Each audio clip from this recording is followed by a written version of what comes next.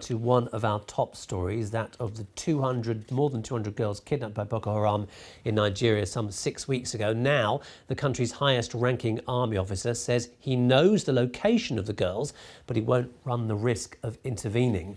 For more on this story, we can speak to Naziru Mikailu from the BBC's Hausa service, who joins me on set here. Naziru, what do you think the reaction is going to be, or what is the reaction in Nigeria to this latest statement that the army knows where the girls are? Well, Rajesh, this statement is coming from the highest-ranking military officer in Nigeria. Many people would see this ideally as a genuine statement with authenticity.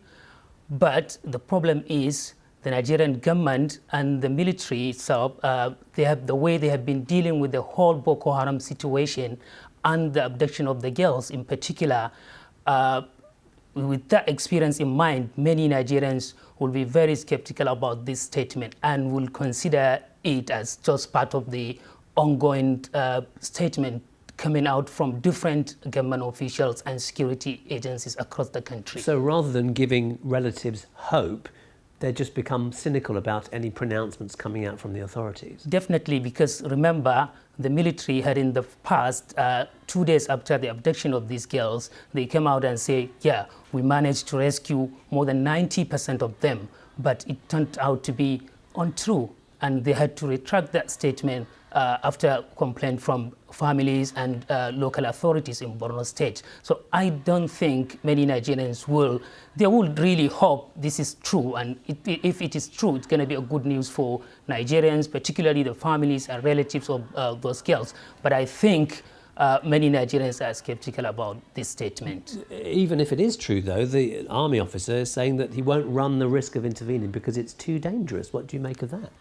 Well, definitely, I think that is true because the militants are holding these girls as human shields, and they are holding them as, so they are trying to use them to get what they want. Remember, this statement came out hours after the BBC learned that there was a deal that was meant to get these girls released, but the government pulled out at the 11th hour. So, which means that the militants are not happy with what the government did.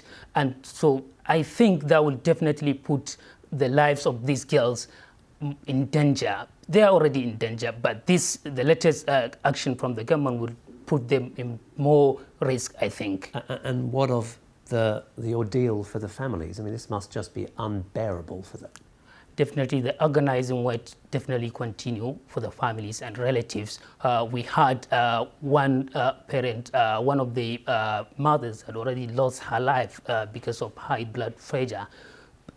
Definitely because of what happened. So I think they are still waiting, and what they want, I think, from the government is the government to do whatever is possible to get these girls released, whether it's through negotiation or through whatever means. But I think the only options the government have at the moment is, for example, whether to negotiate with the militants or to use force, which I think we all know the possibilities and the danger that associated with using force. As the army's been reminding us of today. Okay, Naziru Mikailu from the BBC's Hausa service, thanks very much.